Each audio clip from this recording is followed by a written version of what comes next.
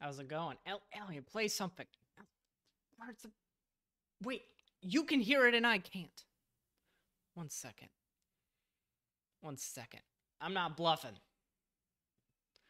I'm playing the beats. There we are. Okay. Okay. Okay.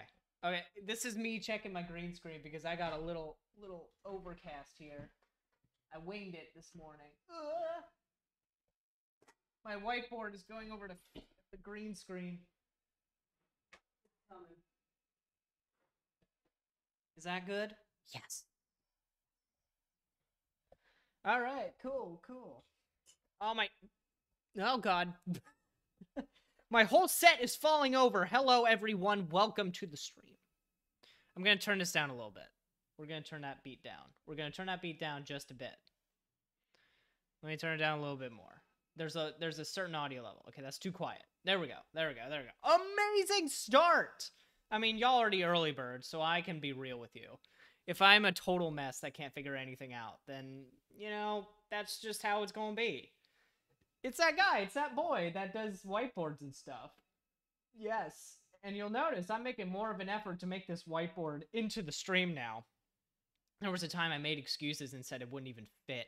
But no, it does fit. We just got to figure out how to actually get it in here. Okay. And I never actually explained, but y'all are listening to the sultry sounds of Elian's house mix. This is a really nice setup that I'm looking at here. Elian, am I allowed to show the feed on this stream or just the audio? I know this was unlisted, but I said, you know what? I'm playing this immediately. Sorry, man. I don't even know. I don't even know what I'm looking at. All right. Yeah, we're listening to Elian's sultry grooves here. What do we got going on? Those are some nice headphones. AKGs? I've heard those are the best brand. I'm wearing I can't even remember. What are these things? They're my first open backs, and they're really nice. I can't even remember. Grado. Yeah, Grado. I couldn't remember the name Grado. Yeah, anyways. Open backs are quite nice. But yeah, I can't even begin to know all these things. I mean, what all do we have in this kit? We got some great speakers. We got a amp over here. Some nice braided cables, I think. Good keyb. Good keyb. Do you actually play piano? I played like classical and jazz piano for a long time. I never actually played house piano or anything. Celia, welcome in. Oh man, I don't think I've seen you around this stream, but it's good to have you. What's up, friend? I tend to attract the European crowd in the morning streams because, well, who's actually watching in the morning in the East Coast? I'm the only one doing it. The monitors are KRKs. Oh. Yeah, I can, but not well. There's a difference between piano and synth playing. I have a feeling there is. There's also a difference just between, like, learning sheet music and sonatas and creative scatting on a piano. I never got great at the creative side. I'm creative with code, I'm creative with design, but not creative with piano, and I just don't know why that is. So lovely to hang out. Yeah, it's good to have you.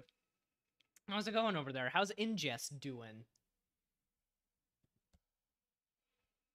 I'm studying your setup, Ellie, and I'm trying to figure out what I'm actually looking at. I can't name any of the things on here. I'm not going to try. I've been a long-time Andrew Huang viewer, so I'm like, maybe some of his kit is in here. I don't know. He tries some weird gear, though. If you know, you know. But yeah, this is cool. This is a cool setup. I want to see this listed, man. I want to see this on an actual page. Do you have an artist name? Do you have a SoundCloud? It's a 303 606 909. Okay, those are perfect increments of 2. Is that on purpose? Because that's kind of perfect. Model D and a Keystep Pro. Okay, yeah. Those are all numbers and letters to me. I don't actually. Okay, fair, totally fair, by the way. I can't play any instrument whatsoever. Hey, there's something to that. That's honestly a bold move. I respect it.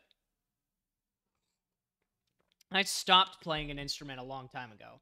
I stopped playing piano right when I got a taste in music. You know, like right when Spotify hit, which for me was high school years, I just stopped caring about classical music And then my instructor moved away, so I didn't have the instructor that I liked anymore, and it just kind of fell apart. Because I was only playing classical since it was in front of me. I didn't like classical. I never really did. I was just like, oh, people are kind of impressed if I can learn a Beethoven piece in a year, so I guess I'll learn that. But I never cared. It was more of a challenge than anything. Why did you pursue comp sci instead of music? Money. Yes, exactly. There's a lot of pivots that I've heard, especially in web dev, for artists that build their own band website, and then they realized the website part was the most exciting part. The touring sucked. So they said, well, the website was fun to make, so maybe I should just go build websites instead. That's happened to Jason Langsdorff and a few other people. I don't know. I could imagine the reverse pivot of making so much money in comp sci, like you're building COBOL for a bank for 30 years, and then you finally go pursue your dream in music and retire at 50. Like, that could be the other way, if that's really how people go. Because it seems like a music and comp sci parallel is very strong. Solid mentioned. Let's go. Speaking of solid, I just can't decide on front-end frameworks, man. I wanna have like a definitive answer on what I recommend people, and I still don't have one. It's becoming more important than ever as we're building out form actions, which is like a way to call endpoints from client components. And it's like, well, which client component do we use in examples? The answer is Preact unofficially. Preact is a really popular option here in the Astro world, especially with the dev toolbar. I think we have a lot of Preact examples with the dev toolbar. But there's something about Preact that I'm just like, I don't know. I don't know if Preact is really, on the up and up. I feel like Preact works, more or less. They're not interested in server components. They're not interested in React actions either. It just feels awkward. Like, Preact was trying to follow the React ethos, and then they started building their own things with signals, and now they're not interested in what React's doing. So what is Preact? What is Preact? It's not feature complete with React anymore. Now it has features that React doesn't have. So what is Preact? I don't even know. At that point, just go use Solid, I guess, because Preact it's not this one-to-one anymore. It kind of bothers me. It feels like we're missing something there. Prolid. Exactly. We need a smaller Solid. I think that's our problem. Okay, but we are gonna at least do some web component coding today with Tailwind v4. It's easy to talk about web components because we know they're kind of sucky, but we also know that they're built in, so we don't have to think about it too hard. Oh, that was the end of Elian's house mix. I want more. I want more. That was a perfect Twitch background. It was trancy. It was a little intricate. It was some nice. You see, I'm going back here. I'll make a 1 hour loop. It honestly could work as a 1 hour loop. This feels like, because I've been playing Metroid lately. I don't know why I started playing Metroid, but suddenly I did, and I realized, where was this my entire life? This is an absolutely fantastic series. And this feels like Metroid music. It's got a little bit of a 2000s vibe to it with the synths and how their timbre works in. But it's also got a really nice subtle house beat, so I like it. It is a fire background beat. Yeah, the wow, that's what I'm thinking of. Thanks for the compliments. Absolutely, man. I mean, it's nice to have the kit and really know how to use it. Because I bought like a full-on synth from Native Instruments, which is a popular brand, from my understanding, for, electronic music. And I was playing it like a piano. And of course I didn't like it because it was meant to be a synth, not a piano. And yeah, I just never got into it. I eventually sold it off to a friend before I moved. And yeah, it's just like, man, I bought the kit before I knew what to do with it. And I'm assuming Alien did the opposite, which is actually how it goes. So respect to that. Respect to the craft. I'm totally just truing stuff out and twisting buttons until it sounds good. Isn't that music? I don't think professionals would say anything different. And it's not just them being humble. That's actually what people do. It was crazy listening to, like, if y'all know The National, which is more of an indie outfit. They collaborated with Taylor Swift, whatever. But the lead, Matt Bellinger, listening to an interview, he does not know music at all, despite putting out some amazing songs. He just, mouth beatboxes certain sounds and things. And he says, I just want this beat to feel squishy. I want this to feel smooth. And those are still the words that he uses. And his band knows what to do with this just crazy ramblings and turn it into something good. Like, even at the professional level, that is what people do. It's so great. And that's kind of programming, too, in a way. In a way. We don't know what we're doing in programming either. Speaking of, I'm pulling up the project here. I said Astro Tailwind V4, get in! So I should probably, make good on the promise. But let me see here. How do I start a dev server? There we go. Wait, why isn't it starting? Come on, man. Come on. There we go. I also noticed with this setup, with what we're playing here, I didn't actually watch you create the beat at the start. Do you hammer anything out? Like, where's the initial track coming from? Because I'm used to watching people, like, with some pads, and they go, and then they loop it or something. You cut it out. All right. So you got the ingredients, and we're just watching you make the meal. That makes sense. That makes sense. It's like some mathematicians feel numbers. That's... What? No, that doesn't make any sense. Really? Numbers? Who feels out numbers? I mean, I could see feeling out a beat. I could see feeling out a design. But I could not see feeling out numbers. That's crazy. That's some crazy stuff. Definitely not me. Okay, so there's a couple things that I want to do with... Oh my god, what's going on? Oh, I see what's going on there. Okay, I was seeing some weird styles on my website, and I realized what that is. But yeah, oh man, let me see here. Because we don't have a 10-hour loop of our boy Alien, we're going to have to mix our own music. So we got two options. We have lo-fi house, and we have Japanese ambient music. Which of the two do you want? One for house, two for... Okay, I'm not even going to ask. No, we were listening to house. We're going to keep the house grooves going. We're going to keep the house grooves going. It's not even a question. Not even a question. Who's Carl Cox? Who's Carl Cox?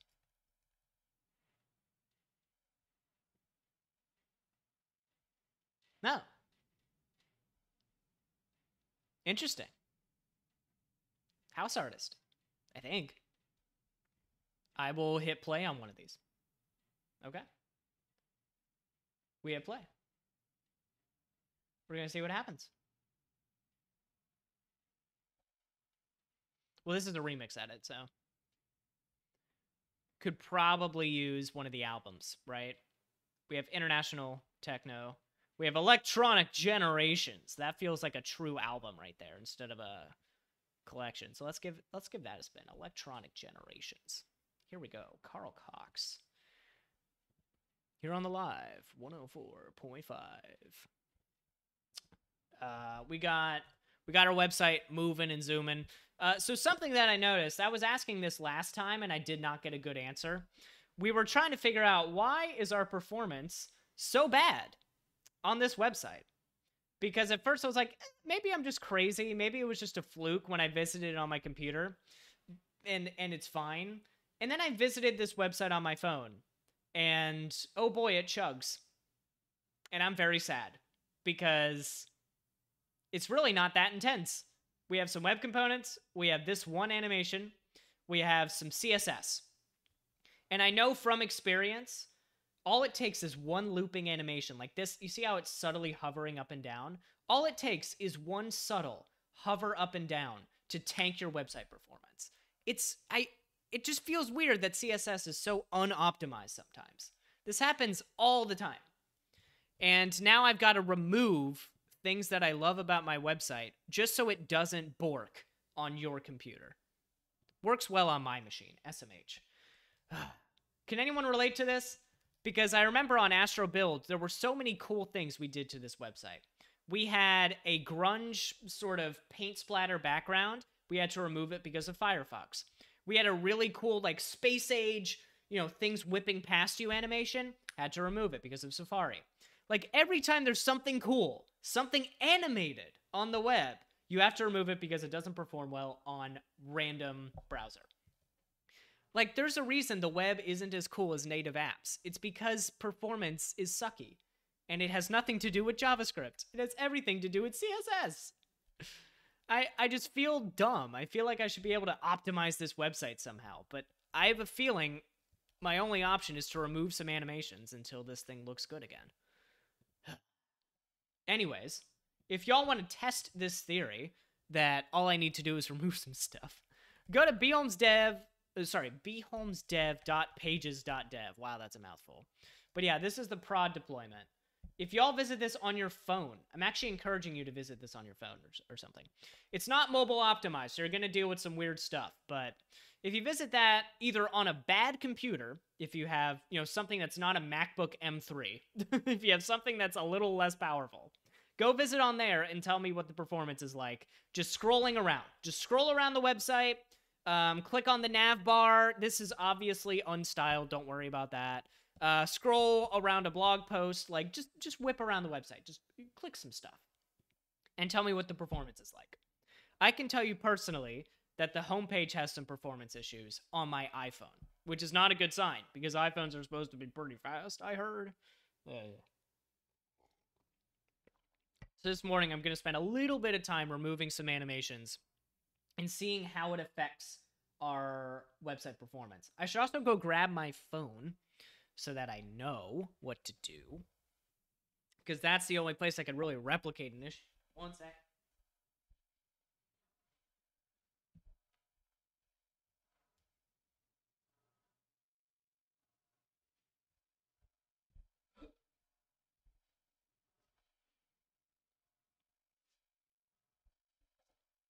I'm back.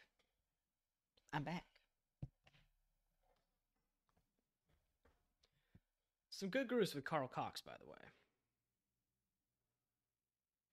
But yeah, let me go to bholmesdev.pages.dev and show y'all some of the performance issues that I was hitting.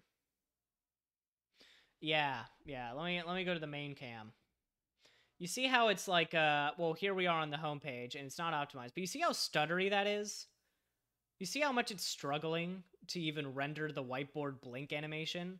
Like, man, what am I doing wrong? Why is website so bad?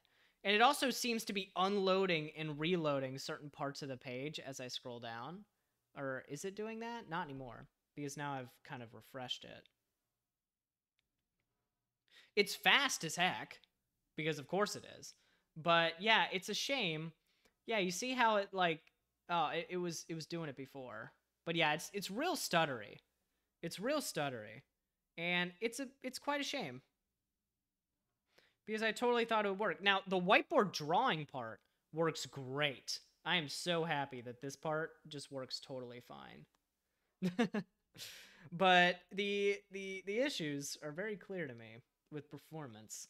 And, you know, I don't want to lose the soul of the website. I'm wondering if some of it is just spring animations, and we need to have fewer spring animations.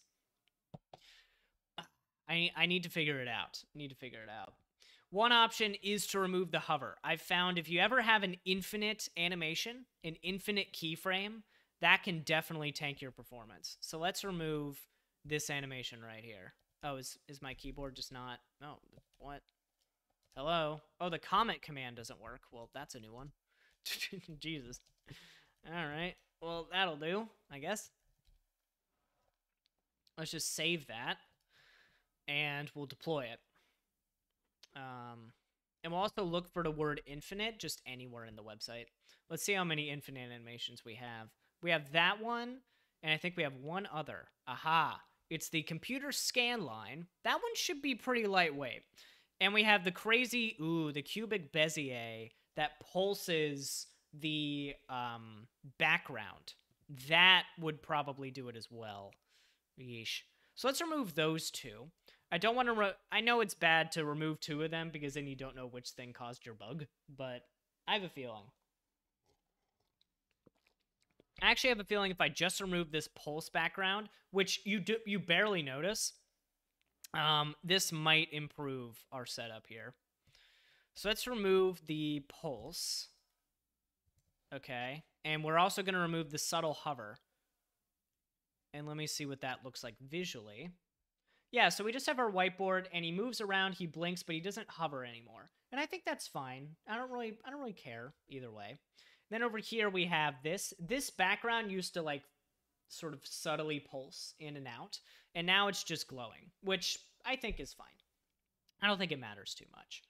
And I can't tell if the performance is better or worse because this computer was fine. But let's deploy those two changes. We'll go over here, and we'll say this. Also just delete. Animation play state running. Oh yeah, look at me go there.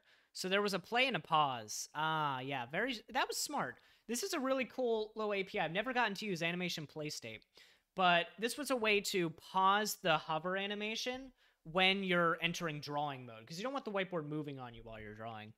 And yeah, I guess I'll just remove all of this now because it's not being used. That's fine by me. So we'll go ahead and do that. Refactor, or nah, just feed. Remove infinite animations. Those are always the worst ones. So let's see if removing those two gets us better performance. And I'm also going to my main cam because I do not want you to see my Cloudflare dashboard. Cloudflare. And now we figure out how to get dark mode on Cloudflare. Their dark mode is not the most well-styled, but at least there is a dark mode. Same can't be said for Astro Studio. Also, if any of y'all are trying this website on your machine, let me know. How does that website perform? I sent it in the chat. I'm curious how y'all are getting on with that website there. Or if you're running into issues. Okay, so it deployed a few seconds ago. Perfect. And we should have the latest and greatest. Yep, no longer animated. It just moves around and blinks. Okay, there's still a performance issue just watching it on my computer, actually. Not great, but we'll at least give it a go. All right, now I'm over here. Okay, it's... I don't know if that really did anything. Oh, yeah, it did not do anything. It didn't do anything at all. If anything, it looks worse now. Well, that's a shame. Okay, so infinite animations are out. That's not the problem. It could be the SVG. I have no idea. So there's no way to do this other than just draconian fixing things. And also the Z-index, we fixed the Z-index on Chrome, and it didn't fix the Z-index on Safari. I hate you, Z-index. Come on. The Z-index is worse than ever on Safari. This is so dumb. But yeah, it just does not... yeah, the website is unrendering and re-rendering as I scroll around. It is a mess. It is a mess to look at. So there's a few options, I think. One of them could be lazy loading assets and reloading them when you scroll back up. I don't know. It's tough to tell. Yeah, I'm going to start by just removing this entire iMac right here. I'm just going to remove the whole thing to see if having both on the screen at the same time is an issue. This isn't going to be the final website. I just want to know. This is such a shame, by the way. I'm just negotiating with myself on what I want to remove. And I don't want to remove anything. I think it's all great. And I don't want any of it to go away. Is there a way to know... Also, there's some smart people in the chat. Do y'all have any advice on like performance monitoring for CSS or web performance in general? Because I tried going to the application performance page and I was overwhelmed. And I didn't really try to learn it very much. But I know that this web performance page is a lot to take in. It is a lot to take in. And I was just like, I don't know. Pilcro, hey, what's going on? Command-Shift-D. It's not working. Oh, there we go. Yeah, I mean, this website is gorgeous, but on Safari, this website barely runs. And I need to figure out why that would be. So we have frames, we have animations. Does it tell you dropped frames? Yeah, so we have animation. Well, that's a lot of animations. Using Astro, it's blazingly fast. Well, my CSS is blazingly slow. What's the percentage complete? What percentage complete? What are you talking about?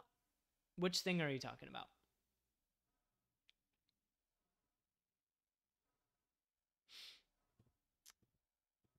Oh, you're memeing me on Astro being blazingly fast. I mean, you can shoot yourself in the foot if you just have JavaScript available. You know, you can do anything horribly. How complete is the website? Well, I knocked the percentage backwards because I thought this website was in a great spot. And now that we're hitting performance issues, I'm going to knock it backward a little bit. It sucks. It sucks. We spent so much time on these animations and they looked great. And then I go on my phone and it's just a mess. So what to do? I think percentage complete. Well, we need to figure out the mobile view for the whiteboard. So that's a little chunk. We need a homepage for the blog, but I don't care too much about the homepage. I'm not going to have tagging. I may or may not have search. I might just have it be a listicle of all my posts, the same way bholmesdev/blog works today. This is MVP. Ben's latest post tells you how many there are, and then if you want to find on page, you know, you can do whatever. Like, you can just search using your browser. It's not a big deal. So I feel like it would be fine to just mirror this, and we'll be good. As for the blog post, they are beautifully styled. We have a really nice table of contents now. We have progress red. Everything is working how I expected. The progress meter was not working on Safari because, of course not. But everything else was working good. The eSpring 3, baby. I may have to start removing eSpring as well. I'm just trying to figure out why my performance is so bad on Safari. Ugh. Oh, I also have a talks section. I'll remove talks. I don't want that. Videos will just take you straight to whiteboardtheweb.dev. So that's already done. The about page, I'm going to take this section right here and move it to an about page, I think, because having it on the home page just isn't that necessary. I think what I'll have is I make videos, I blog sometimes, and then some links at the end. I don't know, something like that. Oh, I need my social links at the top as well. That's a missing piece of the design. So we're doing good on progress, I think. Like, we've spent so much time on this website, so I would say we're 80% done, just based on how long we've spent. But yeah, we need performance. We need a couple tweaks for mobile, but I looked on mobile. The blog posts look great on mobile, so we're pretty close already. Just some tweaks for that. So mobile view for the header. This video player looked great on mobile. Nothing to do there. Blog homepage. Just a listicle. Totally fine. And that's it? Oh, an about page. But that's just moving a component to another page. So I don't really know about percentage, but time needed to finish, I'm going to say 5 hours at least, because I know how long these things end up taking. Like, I could get it done in 2 hours if I forced myself to do everything in a time box, but let's say 5 hours remaining, and then we'll be live. At a works best in Google Chrome bar. No. Here's the thing. People do show me my website, and sometimes, like, they'll pull it up on their phone and say, your website's really cool. And I want that experience to work. So mobile Safari matters. Safari on Android also matters. And also, y'all aren't telling me, how does this website perform on your device? Looks like the whiteboard animation is degrading the performance. Probably a guess. I mean, it's using GSAP, not CSS. I thought it would be fine, but JavaScript's easy to blame, isn't it? So we could try a couple things there for sure.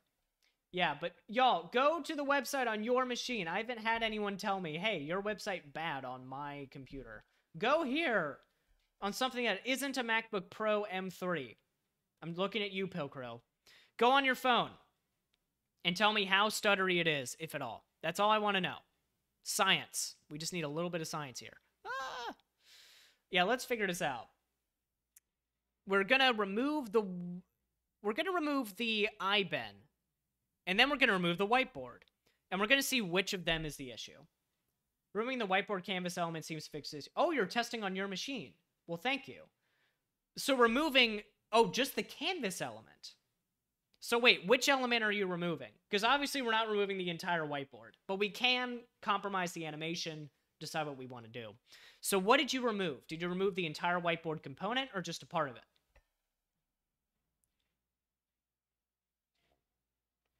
That's what I'm wondering about. The problem is I can't test it super well on this computer. I'm kind of just winging it. I just removed the entire whiteboard. Okay, yeah. So it's process of elimination, though. That is helpful. I'm going to remove the eye bend to see if that's also degrading performance, because sometimes it's just, if you do a bunch of work in aggregate, you will overload things. So it could be that both components are equally to blame. Let's find that out. I need to go to probably index.astro, right? Yeah, we have in brief, we have eye bend. So yeah, let's just remove that. Whip, remove eye bend, push. And then that'll deploy pretty quickly.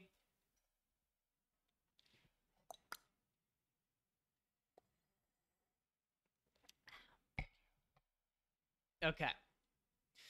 Yeah, but when you said canvas, I thought, ooh, is it the HTML canvas element somehow? That wouldn't make much sense, but maybe it was. That would have been nice. Okay, so we removed iBen. Yeah. And I expect this to be on my computer. Works fine on my machine, 6-core CPU. Thanks. Well, at least some people can look at it. Okay, I'm waiting for this thing to reboot. Okay, now it's rebooted. Nope, it is definitely still chugging. Okay, so it's not the iBed. That's good, because I love that thing. I'm so glad I don't have to remove that. Okay, so let me look through this. We have the git log, one line. We have these two. I'm just going to revert them. Git, revert, that. Okay. And I'm also going to revert... Which one did I revert just now? I hope it's that one. Yeah. No, I actually got it wrong. I reverted them in reverse order. Why did I do that? I'm a silly. There's probably a way to just revert the last two commits. But anyways, no padding at the bottom. I know. I'm not super worried about that part yet, but good call out. I'll remember what to do. So the whiteboard is the problem. I thought the whiteboard was always the solution. How could this be? Let's see. Ooh, this house mix going a little bit haywire. Okay, so yeah, let's remove the whiteboard and see what that looks like. My bad on the canvas part, wasn't aware. Yeah. So the animation is defined somewhere. Is it in the heading? Well, how did I divide this? Oh, I did. Why did I do it that way? That's a bit funny. I don't think it's because web components. That would be silly. I think it's because GSAP. And we do a lot of things with GSAP, so it's not that surprising. But it's really not the start drawing. It's really not. Because once you're in drawing mode, it's more or less okay. It's the timeline right here. It's this eye animation. So let's try removing the eye animation. I do like how he moves around and blinks, but we can probably choose lighter weight animations for that. We'll also remove the face animation. Okay. There we go. Whip, remove, face animation. Let's see what that does. Because there's a lot of interconnected pieces. We don't know for sure. It could also be the complexity of the markers. It's a very silly thing to say, but I noticed this marker SVG. Look at that. This thing is intense. And is this even word wrapped? Okay, it is. It's because this expo right here is a traced SVG. So it's a really complex path. So I'm wondering if I just delete the word Bankspo or I download the font instead, would that improve performance? Because sometimes it's just rendering a ton of SVG that will tank your browser. So we'll try that too. Oh boy, we're checking on 9/11. Weird time of day. Let's see here. We refreshed. We're back at it. Okay, I think removing the face animation was a solve. Oh boy. Yeah, no, the GSAP is still a bit slow. Once you actually do one of the GSAP animations, once it actually does the eraser just performs really poorly on mobile Safari. Interesting. So it could be some aspect of the animation that we need to refine or something like that. But it is good that the rest of the website performs great. So putting back all the infinite animations and the keyframes, like, it's all fine. It's just GSAP that's really slow. That's kind of a shame. I mean, we'll figure it out. But yeah, once y'all, let me show you. Let me show you. Everything is looking good. Everything's looking swell, and you can see, like, we're scrolling around. That animates. It's all great. But then as soon as I click on this, look at this chunk. It's not good. And then we start animating with the markers and stuff, and yeah, we'll have a mobile view. But the little marker animations are kind of stuttery as well. It's not great. And it's a shame. I can't really think of a smart way to optimize that. But I'm sure I can look up, like, GSAP performance mobile Safari is bad. How fix? And we can go from there. Okay, so removing the animation is a solve. I'm also going to remove this path just to see. And how does that look? Yep. Okay, cool. I'm also just going to remove Bengspo and see if that improves things. Whip, remove, Bengspo. Text. Because it doesn't really add much. I mean, I do like it. It's kind of charming. I think we can add it back with an actual font instead of using an SVG trace. And I'm just going to see if that improves the little marker animation. Because I notice when I click on a marker, there's a little bit of a stutter. So let me see if that removes the stutter. Just waiting on it to redeploy. Cloudflare Pages is pretty fast. I mean, it's a static site, so I would expect it to be fast. But respect to Cloudflare. You're about as fast as Vercel. Thank you, Matthew. The whiteboard is never the problem. GSAP is the problem. I'm sad, though, because I wanted GSAP to definitely work. Yeah, let me just start Googling GSAP performance mobile Safari and see if performance issues on iPhone, specifically Safari, but also Chrome on iPhone. Well, yeah, they're the same viewer. I'm using GSAP, scroll trigger, Barba. That's a lot of things. Yeah, it's extremely laggy, and I tried solutions that I found here, but nothing really worked. Does someone have ideas on how to fix? Sorry, Ian, performance issues. A lot of performance problems are down to how browsers and graphics rendering work. Simple to troubleshoot blind. Yeah, here's some thoughts. Try setting will change transform on the CSS and removing elements. That's a thought. Make sure you're animating transforms like X and Y instead of layout affecting properties. Ooh, I don't think I am, but that's a call out. Avoid using CSS filters or things like blend modes. Yeah, we might be doing that. Those are crazy expenses for browser to render. Uh-oh. Be careful using loading lazy on images. That's not us. Make sure you're not doing things on scroll that actually animate the size. Okay, there's no scroll. Minimize the area of change. Imagine drawing a rectangle. Yeah, the bigger the rectangle, the harder it is for the browser to render. For animating individual parts of SVG graphics. That's me. That can be expensive for the browser to render. Oh my god, maybe that's me. SVGs have to fabricate every pixel dynamically using math. Math is scary. If it's a static SVG that you're not moving around the whole thing, that's fine. The browser can rasterize it. But if the guts of the SVG are changing, it's a very different story. That's probably me. Oh, I think we found our problem. Because I am indeed animating parts of the SVG. I'm not, like, splitting out the SVG components. That's interesting. Okay, that might help us. That might help us figure this out.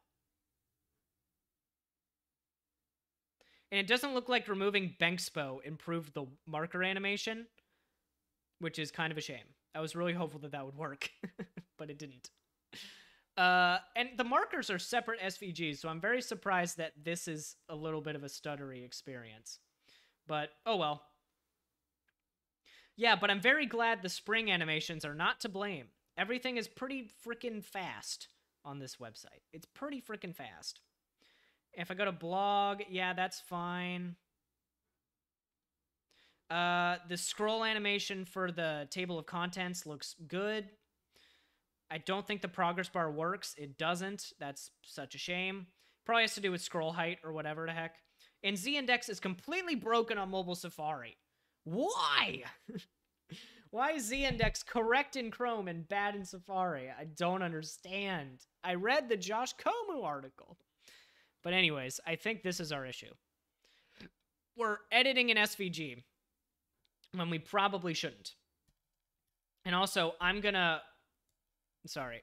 Oh, God. Stop. I'm gonna get revert head right there. Yeah. We're gonna revert that change for Bankspo because I think it's fine. Even though this is a lot, it's fine for now. It's not affecting our performance. So, how do we fix? How do fix? It looks like we're animating components of an SVG, and that is a no-no. And the eraser, I remember, is an element within the SVG, so we gotta edit that. We gotta pull them out to separate things. We're also animating an SVG path, which is expensive on its own. Ooh, is there even a way to fix that? Bang today? Ooh, that's an interesting one. I don't have that shortcut. But what are we doing today? We are working on an Astro website, and we're trying to get to the bottom of our performance problems. We got this cute little whiteboard guy that zooms around and blinks and says hi to you.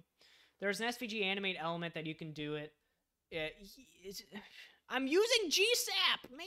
It gives me spring animations and loops and timelines, and I don't want to drop down to the browser just yet. But, yeah, that is a thought. I don't want to leave GSAP just yet. I have a feeling I just need to hold it differently. The problem, though, is motion path, for sure. I don't know if motion path is even possible to fix here. Oh, and we are indeed using top and left, which we should not be doing. No, but we're changing offset, so that's good. We were using the rectangle to get the X and Y, but that's just to get the start and end. We're not actually animating along that. We should be good. So if we move the scribble and eraser to separate SVG elements, will we be in a good spot? I don't know. It's going to be annoying to style and actually like overlay the elements in the right parts, but if it's necessary, it is necessary. Oh, and we also have a clip path for the scribble. Yeah, I forgot about that. Oh, that sucks. That's going to be annoying to animate as well. Yikes. So, okay. Yeah, so motion path is going to be good to go. Okay, so let's think of things that we want to improve. I feel a little overwhelmed with how much refactoring we're going to need to do. So let's break it down bit by bit. The first bit that we want to do is make the blink performant. How do we do that? Well, we have a face right here, and we have eyes. And all of these are components of the SVG. We need to pull them out to a separate SVG element. So where's our face, first off? Face. Face. Yes, right there. So we have the data target, face. And you can see right there, these are elements. And we also have the scribble bounds, which we unfortunately need to figure something else out. We might need a CSS mask for that one instead. This is going to get really advanced. Way further than I'm used to going, but hey. The whiteboard requires it, and so we shall do it. And where's the mouth? Is this the mouth? It must be. Yeah. And we animate each eye individually. The eyes could just be divs. The smile can't be a div. That needs to be an SVG. But I think we can break this out to just a div that floats around. And we can make the eyes into separate divs. And then the mouth can be its own little SVG element. And I think I need to open up Figma just to get the relative position correct. Excuse the turbulence, I'm opening Figma, so the screen share and my face are going to get a little bit stuttery here. Here we go. It's coming. It's coming. Let's go. Fuzzy idea, just use CSS to animate the full SVG around the place, and only get JS to update the CSS variables. Yes, we probably could do that for the blink animation.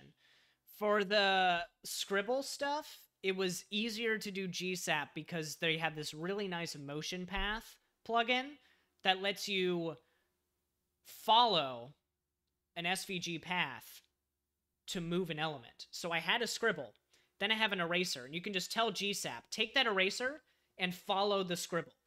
Doing that with CSS is close to impossible, but it might be impossible. But GSAP just does it with one function, so I want to keep that.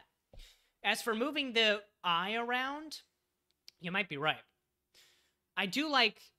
The one nice thing about JavaScript is I was able to get random positions for the face and move them to those positions. And if you do CSS, you don't have a randomizer.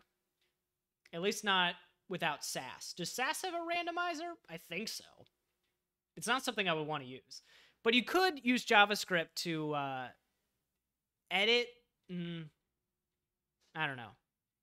I don't know about that. There is an argument to use plain CSS for the blink and for the move. There is an argument for it. We could have a set of predetermined spots for the face to move. I don't really care if it's random.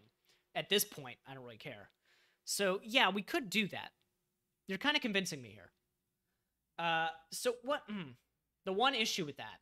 How do we queue up a list of positions for it to move between?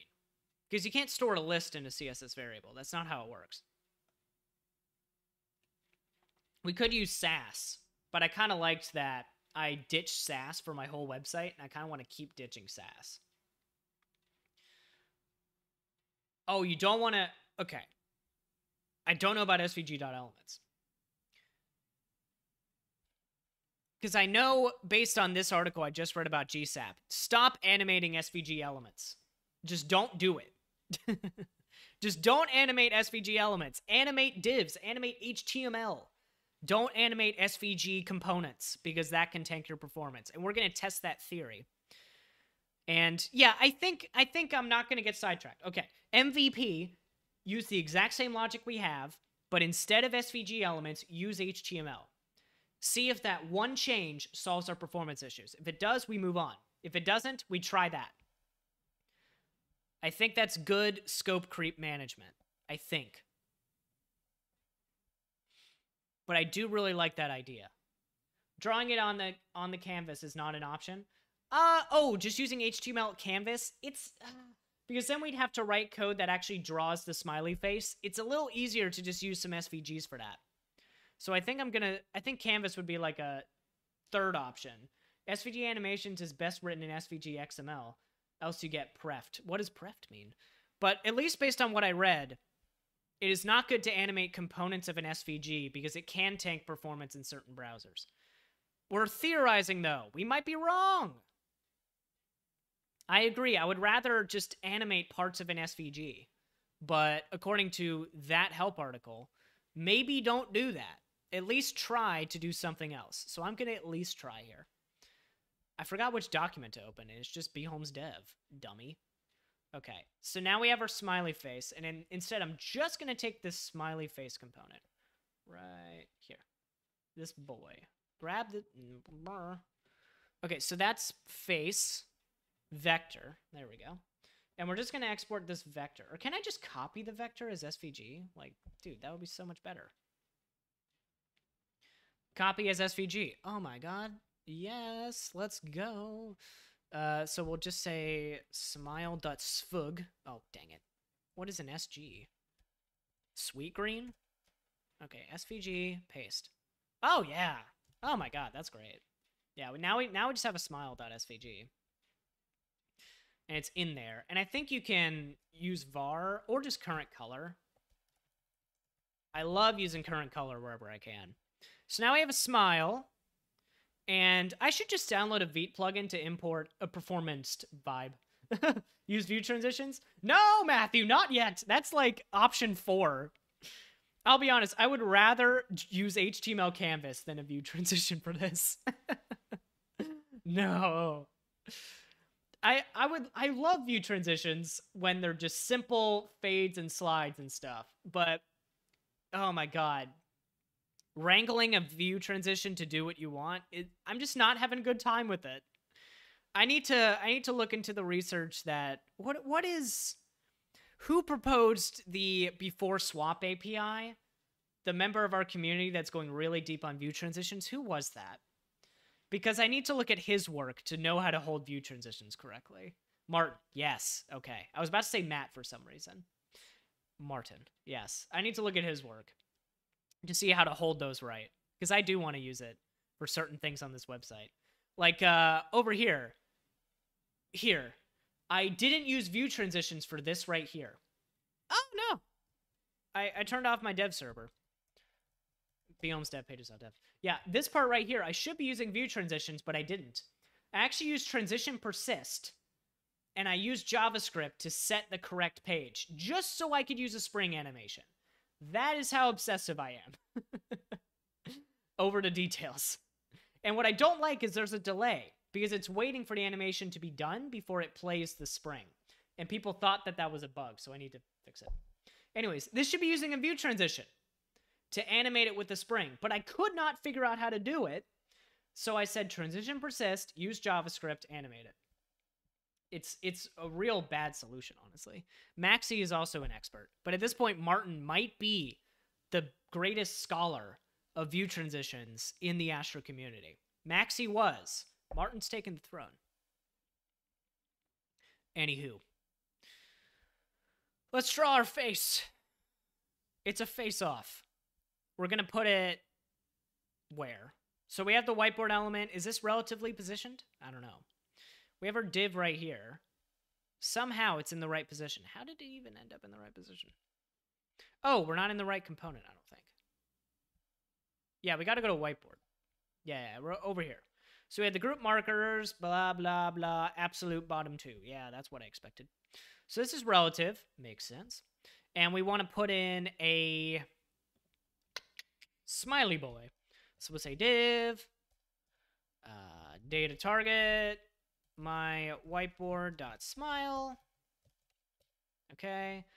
And then we'll import a little guy, and you can say fragment set HTML. This is such a cool feature. And we can put in the smile. Yeah, exactly. And we'll jump up here, and we'll do something similar. Yeah, and you can literally just import raw SVGs. So we'll say smile SVG raw. Smile. Like that. And it even shows you a little preview. This is our noodle. See that little smiley guy? It's right there. Very cool. And we'll also say class, because we're using current color. We'll say color. Sorry, not. Is it? It's text, isn't it? Text purple? No. It's text accent, text marker, text, what is it? Color primary. Okay. So text primary. That should do. Fantastic. Okay, so now we have a smile, and the position is going to be wrong to start. We want it to be absolute. So we'll say absolute, absolute, and we'll just make sure it appears on the page. Let's go back over here. Oh, and start our dev server as well. Boop. Close that. Didn't realize it was open. Here's how we support React server components. We do not. We do not support them. Best Nick Cage line, I want to take your face off. Nice. Yeah. Okay, there it is. Okay, so our noodle is rendered. And I like calling it a noodle. I might change that name to noodle at some point. Let's just position it exactly where we want it to go. I remember it being something like 150 pixels. Nah, that's probably not right. But we'll at least try. And using pixel values is a risk. I know. Let's see where it goes. Oh, now he's angry. I like it. We want it to be centered, kind of, sort of. How do we do that? Do we want to use JavaScript to figure out where it belongs? I don't know. I think we'll just use pixel values for now. 140. Top is going to be like 300. Let's be real. Let's see where that lands us. Oh, so close. Wow. I actually have no idea where it is. But easy to debug. There we go. Yes. Nice. So the left is something like 145, and the top is something like Mr. 305. Oh, so close. Yeah, let's just move it down by 1. Oh, perfection. Okay.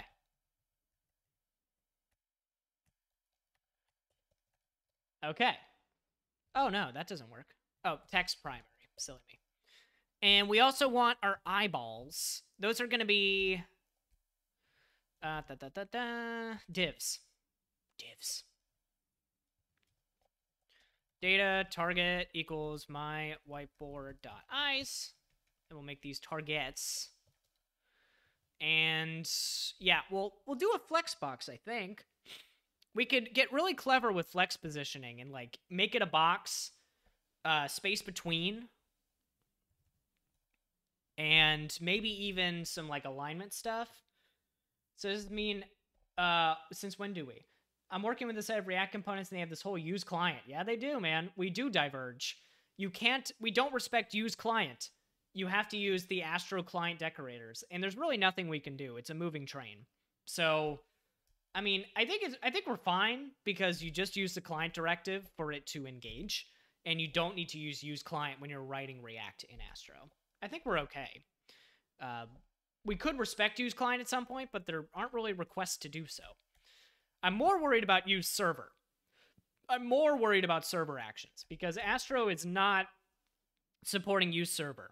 We wrote up a big ol' doc on why we do not like use server, in fact. So we're going to need to figure that one out, maybe. But for now, oh well. Okay, so it's positioned, it's left and right, and I probably shouldn't have done this. I shouldn't have done this. We can do some math later. We kind of sort of know what the top value is going to be. But we're going to need to change this.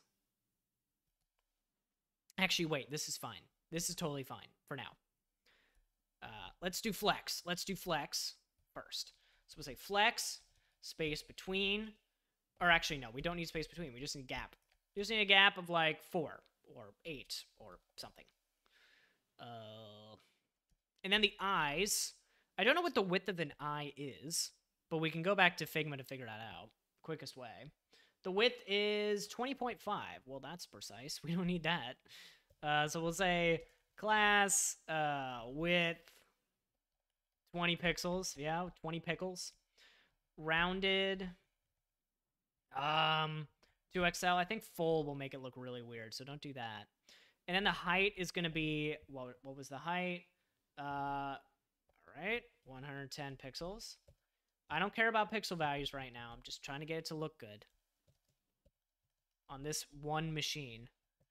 Okay, and we're going to take that div, put it on either side of the smile, like so. Okay, let's see what that looks like. Okay, that's unexpected. But let's go back to code. Oh my god, I can't type. Oh, there's no color.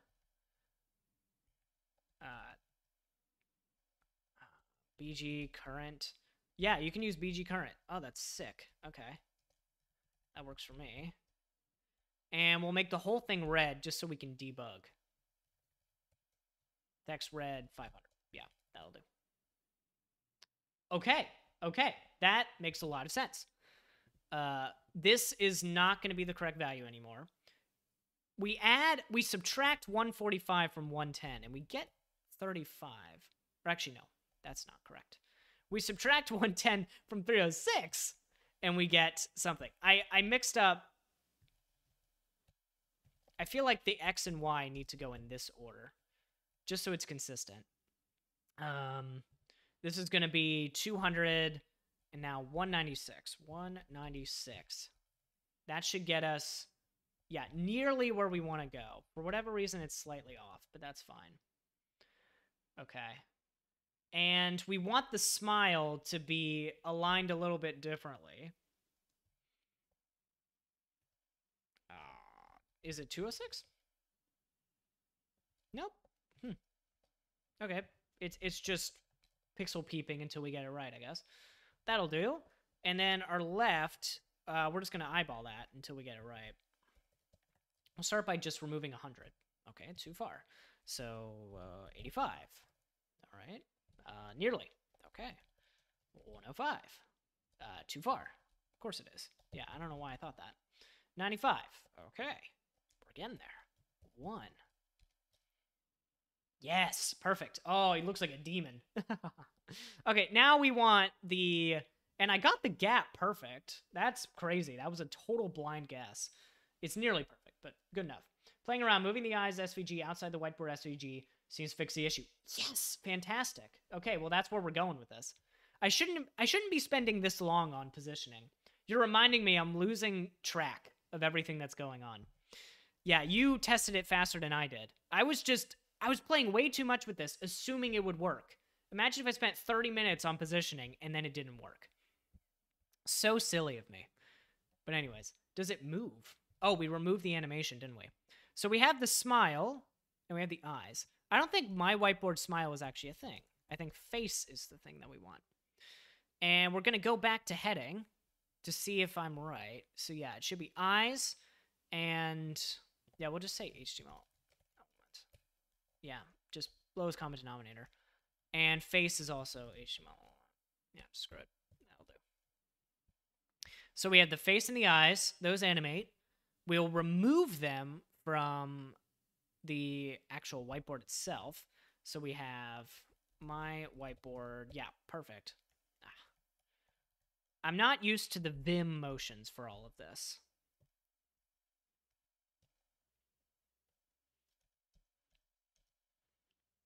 Okay, yep, right here.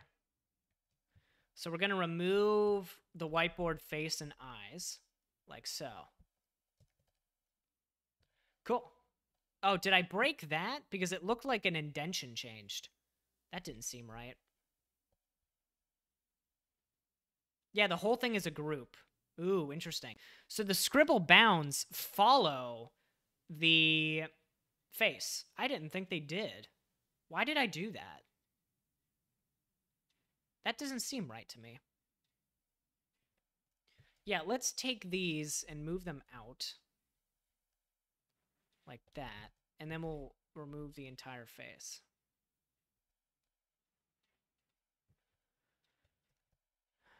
This should work okay. Maybe. Okay. And we'll add back the blink. So the scribble is not going to work, but this is. And that's totally fine. Okay, so now, okay, yeah. So it blinks, it moves around. The noodle's in the wrong spot, but I could probably do something real simple for that. If I just say align self or something, it should be in the right spot. Yeah, go back to there. Red. Sorry. Red. Thank you.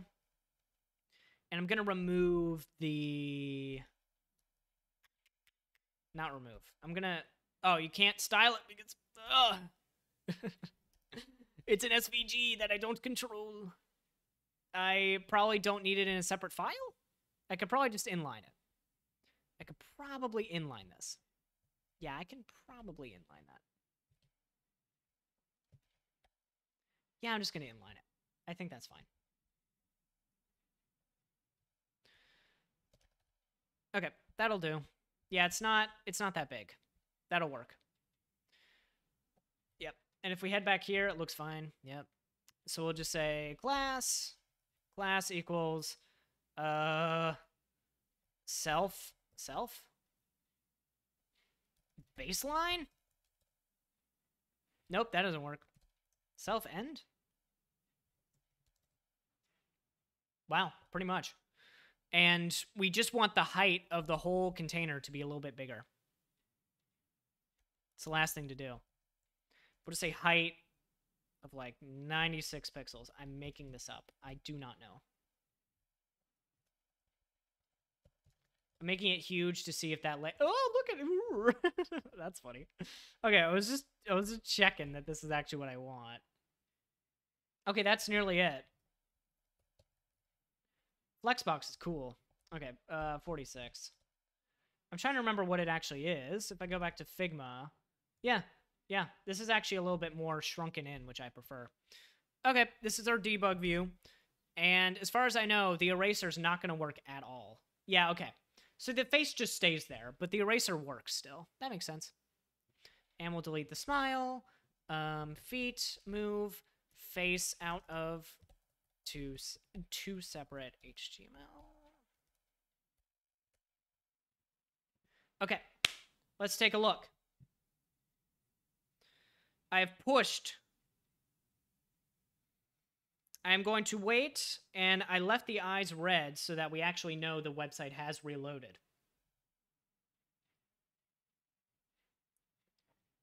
As for the scribble, I don't know what to do.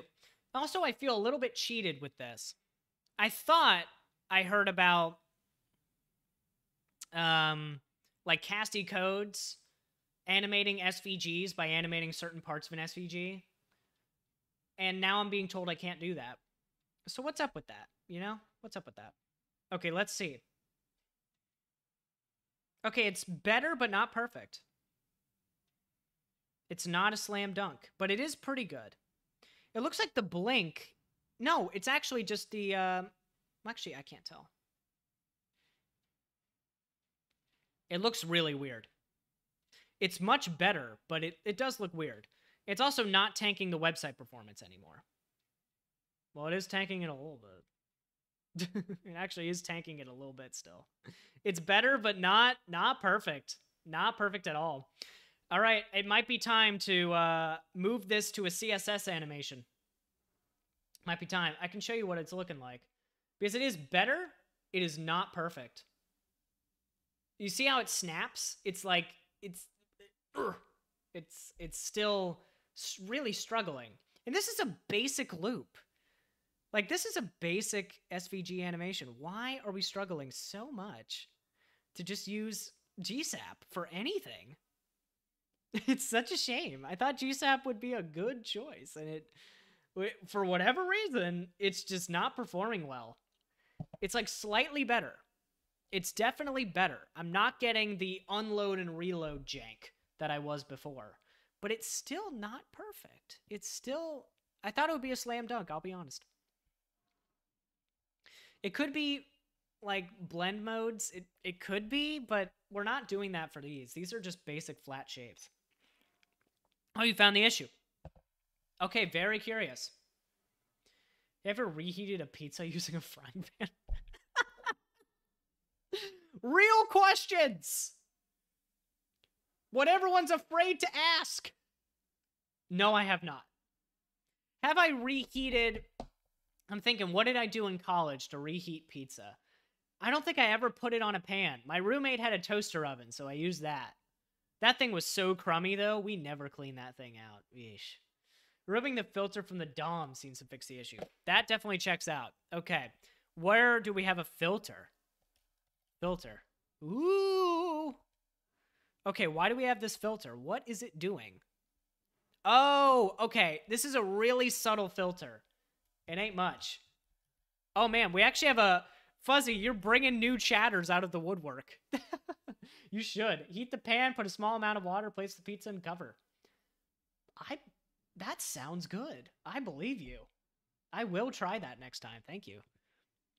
Okay. Oh, board static. I don't think we're using that shape anymore.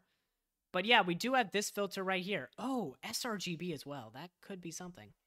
We also do have this filter over here. This might be a problem. But yeah, it's funny that this is okay. But is it this? Is it just this? Yeah, it is that. This is a really subtle gradient that I put on the whiteboard just to make it look shadowed. And there's no reason to use a filter for that. I just copied it blindly out of Figma. But wow, that is a complex filter. You are right. Yeah, let's look at filter 0. Where else do we use it? Yeah, right there. And it's over the entire thing, which would make a lot of sense, huh? It's over most of the SVG. So, question, Pilcrow, did you try removing the filter and putting back the element in the SVG? Because I do prefer having it as a member of the SVG. Let me just do it one at a time. So we have this filter right here. We're going to remove it. Let's just remove this. Okay. Come on. Come on, FimMotions. Really? Really with that? There we go. And we're going to remove the... right there. Remove that def. Yeah. Okay, and I think there are some other gradients that we still want. Yeah, it was interpreted as a drop shadow. Huh. Maybe it's a drop shadow. Maybe I'm wrong. Because I think we do have a subtle gradient. Yeah, I think it's that one. I don't know what that filter is doing. I really don't know what the filter is doing at all. I have no idea. We'll keep this. I mean, I don't really mind having it as a separate HTML element. But yeah, okay. And it does seem more performant on the web as well. Oh, you might be onto something. Chore remove filter. Oh, I mistyped, but I don't care. Okay, let's give it a try. It's hilarious to work on animations after I just published a blog post about everyone seems to be overusing motions. I don't think everyone is. I think motions are pretty underused in web dev. And that is a dangerous thing. Because it means when people do use motion, they don't know how to use it. Myself included. So I am curious what your blog post says, and if you hate what I'm doing. This is my personal site, so I really do want to, crank the boundaries. Really, really try to do something new.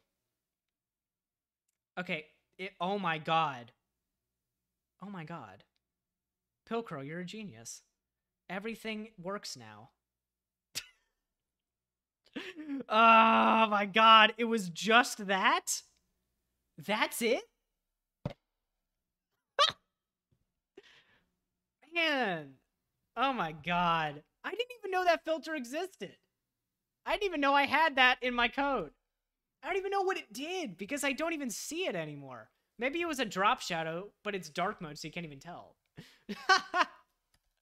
Oh my god. Well, we didn't spend too long on this. We spent like 40 minutes.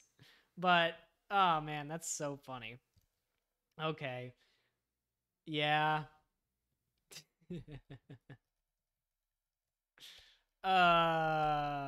So funny. All right, let's just revert that. It seems like every new SaaS landing page is overburdened with animations. Yeah, scrolling behaviors. I feel you on the scrolling animations. I feel you. I think if you ever hijack the scroll, you are doing it very, very wrong. I've seen a lot of designer websites that have custom cursors also hijack the scroll. And it's like, why is the scroll with a different velocity? Like, I have vertigo right now. I hate that. But also scroll animations they're overused. I agree. I agree with you. And I purposefully just didn't do scroll stuff.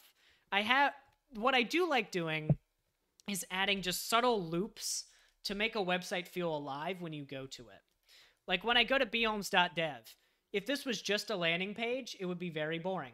But I decide, you know what? I want this little part right here to have a little floating arrow. I'm sorry about this clip mask. I'm sorry.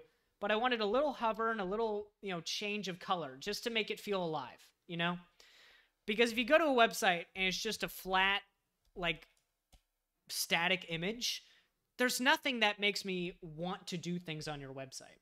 Like here, I make the whiteboard hover. And, well, it's supposed to blink. Where did the blink go? Oh, I removed the blink. One second.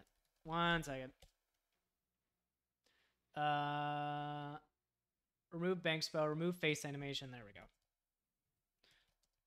This is why you do atomic commits. Whoopsies. Yeah, push that up. There we go.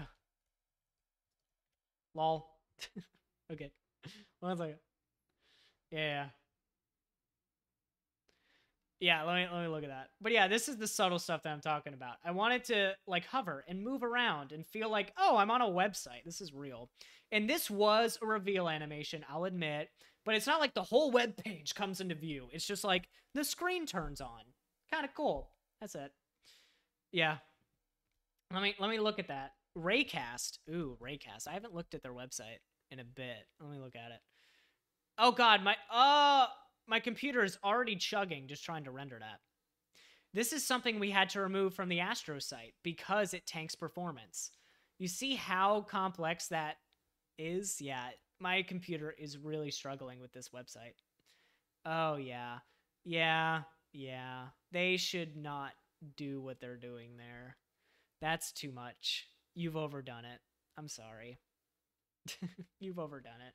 This is nice. This is gorgeous. Gorgeous. And I like that there's no animation, really. It just looks good. But the glowing glass, I'll call it glowing glass. This effect is overused ever since Linear made their landing page. This animation is gorgeous. I love how it's at an angle. You see how it hovers, but it's also at an angle? I like that. I think they did a great job here. But the style of it, glowing glass, I'm sick of it. I think it looks good. It's very Metroid inspired. I just keep thinking about Metroid, but you know, the way it looks, it's very sci-fi. How about that? It does look sci-fi for sure. Stop quoting Guillermo. He's everywhere. He's like, he is schmoozing all over Silicon Valley, it feels like. I shouldn't make fun of Guillermo. He is a very connected person that built an amazing product. I'll be real. But man, his quotes are everywhere. Take the short way. Download Raycast for free.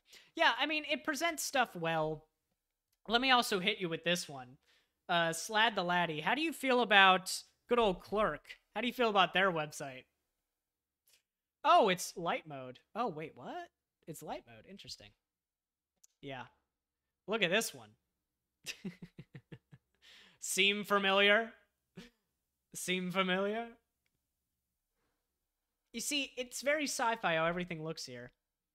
And I get it. I do like the laptop flipping open. And I do think they were smart about just, you know, being subtle about what appears on the screen. But you can see my computer is really struggling right now. I am live streaming, to be fair. But it's quite the mess. Yeah. I don't know. I'm just not a fan. And this looks like Tailwind UI. This is Tailwind UI 101. Where you have like a subheader that's colored, and then a main header, and then your content. That is Tailwind UI. And also, I don't think it adds anything. I think we're given this template that says you must have a tiny header above your main header, and people always fill out the template. It's like when you make a PowerPoint and it says add title, add subtitle. People always add the subtitle, even though you don't need one. This is doing no heavy lifting. This is not telling me anything about the product. Remove it.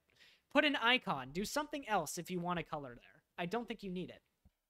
But yeah, this is very Tailwind UI coded. Now, to be fair, Astro.build was also very Tailwind UI coded. And it got more engagement than our current landing page. We're still doing some soul searching to figure it out. Because I'll be honest, I don't love our landing page. I think this is fantastic. This little carousel, fantastic.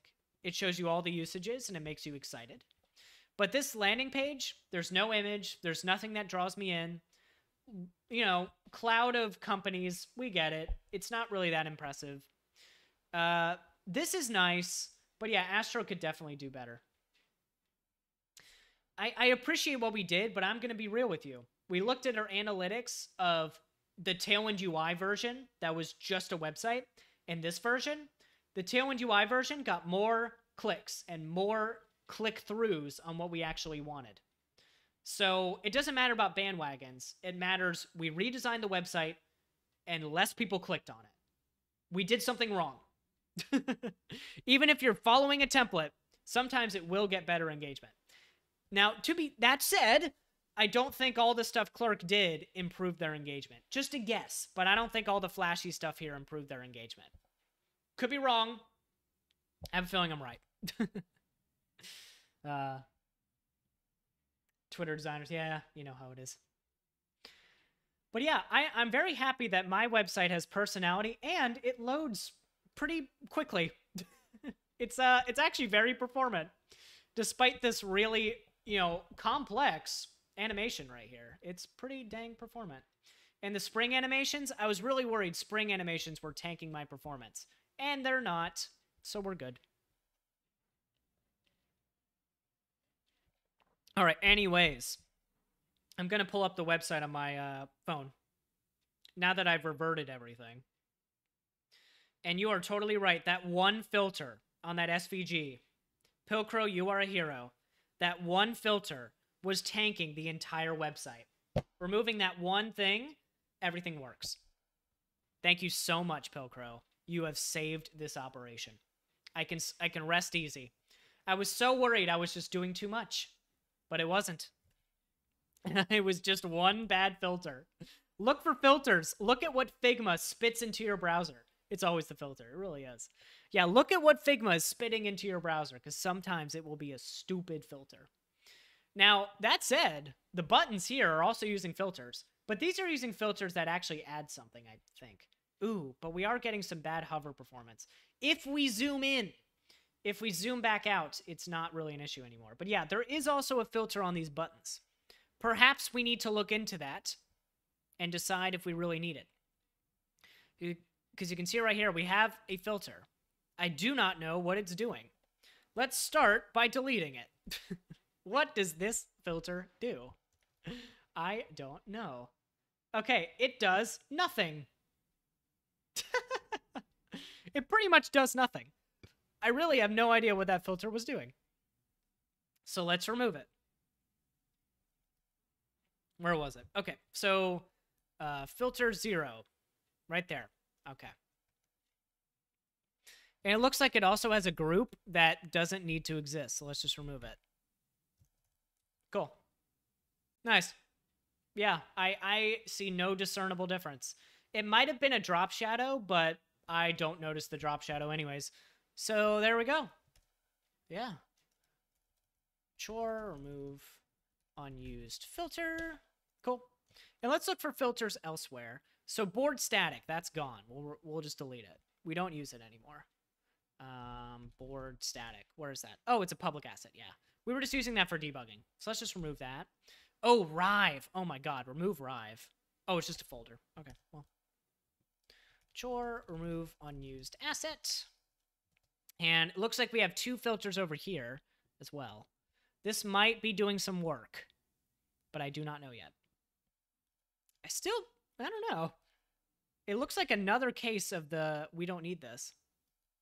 Oh, whoops. It was not, apologies. This is the whole group right here. So I'm just going to remove both of these. Okay. I can't tell. Was it doing something? I don't think it was. Oh my god. It was doing nothing. Yeah, up here. What are these doing? What were they ever doing? I think it's just Figma being stupid. Yeah. What the heck? Cool. Yeah, whatever. Yeah, always look at what Figma outputs, huh? I don't know what that is. I've been told it's too minimal. It is. I was gonna hit you with an it is. The first problem is I understand not wanting a dark mode toggle, but I think you should have prefers color scheme in your CSS just to flip from light to dark. I think just to respect user preferences would be nice for a dark mode. I know that you might prefer light mode on your machine, but just add prefers color scheme and most of my complaints go away. There's also no search. There is no search anywhere on this website. And that is a problem because I never read through docs start to finish. I definitely just hit Command K and expect things to work. You do not need Algolia. You do not need anything fancy. I think just a very basic thing. Dark mode for the last 3 months. It's just prefers color scheme. It's really quick. It's a really quick little tweak. I rarely use search in docs. Well, I live on search. It's the only way that I can navigate something quickly. And there are some pages that aren't even represented in the nav bar. You see right here, getting started in Astro? That's not represented in the nav bar. I have to look at this list to figure it out. And you might say that's totally fine, but I don't know. To find some stuff, you don't have stuff in the nav, so I need to respect it. There's also no table of contents. And as far as I know, there's also no way to copy a header link. So if I wanted to link someone to the session cookie documentation, I could not get the header link. I could do this because I'm a web developer. I know I can do this, and it works. But I'm the only one that does that. Yeah, the header link is in the works. Okay, cool. Yeah, that would be nice. I feel like search is nice. If you just look at the page find documentation. This is what Starlight uses, and it's very lightweight. You see how it has a plugin with Hugo and other things? It just takes in a dump of all of the pages that you have, indexes it, and gives you a search bar. It is not heavy. It doesn't require any React or client-side frameworks in general. It is built for a very lightweight documentation site. I understand you want to prioritize certain things. So that would probably be like priority, 5 later, all of that. I think heading links and just prefers color scheme are all I really need. And search with page find would be nice. I find the Astron's Felt Kit search pretty useless. What? I live on it. I don't understand that. I really don't understand that. I'm gonna be honest. I do not understand. Because the search definitely takes me where I'm trying to go. Like if I'm on docs, I don't want to figure out how do I get to the MDX docs. Bang, MDX, Markdown MDX, done. Okay, yeah. Mark doc, Astro Mark doc, done. There we go. That is so fast, and I use it all the time to get to integrations and adapters and other things. Sometimes it is useless. Sometimes I'm looking for like a certain part of the SSR documentation and it doesn't find it. But for stuff like that, it is so nice. I don't know. I disagree on that front. But I do think it is useful sometimes and gets in the way other times. It's not a perfect tool, but it at least gets you to a starting point. That would be my take. What else do I think about this website? I think the minimal styling is totally fine. I think you need better syntax highlighting for sure, because this is hard to read.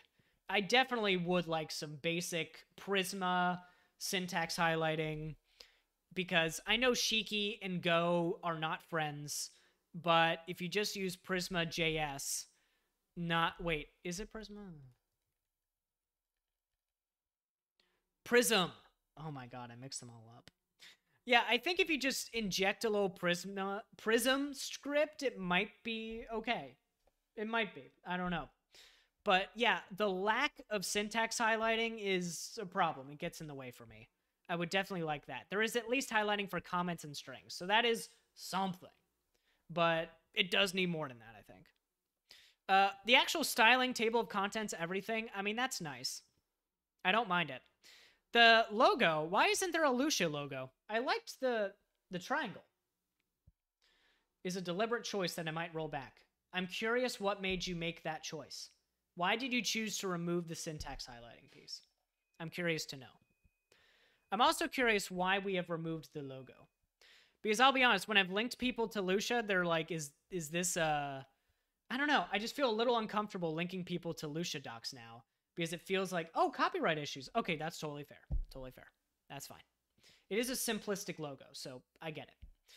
I do feel a little uncomfortable linking to docs sometimes because I'm like, it looks a little unfinished, but I get it. I get it. You gotta tear things down to build them back up. And yeah, if you just had prefers color scheme and jump links, I think that's most of the stuff solved. No legal issues, but I can't contact the original designer. Oh, that sucks. Yeah. Yeah, Shiki is a pain. Yeah, that's why I was suggesting Prism. Astro did the work for you, but it was not fun work to do. So you don't have to do Shiki, I don't think. Anyways, let's actually move forward. I only have like 10 minutes here before I should probably go do my job, but, you know. I'm really annoyed, though, going back to the syntax, or the Z indexing. Can you believe that the Z indexing is this broken? Look at that. Oh, come on, focus. Focus. Focus. Focus on my hand. Focus on my hand. There we go.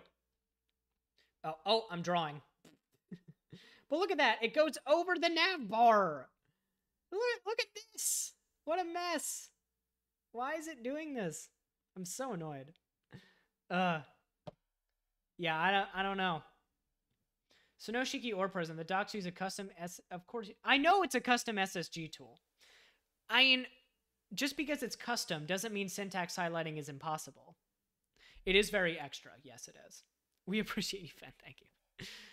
I'm pretty sure you could get Prism working with, because Go would be the parallel. I would probably look for Hugo syntax highlighting tools and get it in. But it also sounds like I said, it uses syntax highlighting. So again, I am curious, what feelings brought you against?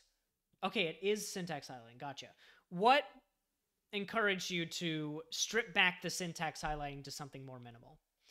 Is this the time to shake hands in anger while yelling, stacking context? Yeah, it is. It is time. Because guess what? It's a Safari-only issue. It's even worse. My stacking context are perfect in Chrome. Look at that. Look at that gradient fade. I did that. I figured it out. I read the Josh Kumo article. I learned about stacking context, and I fixed the issue. And then in Safari, it says, no thanks, and everything breaks. Kind of hated the default themes. That makes sense. I understand that.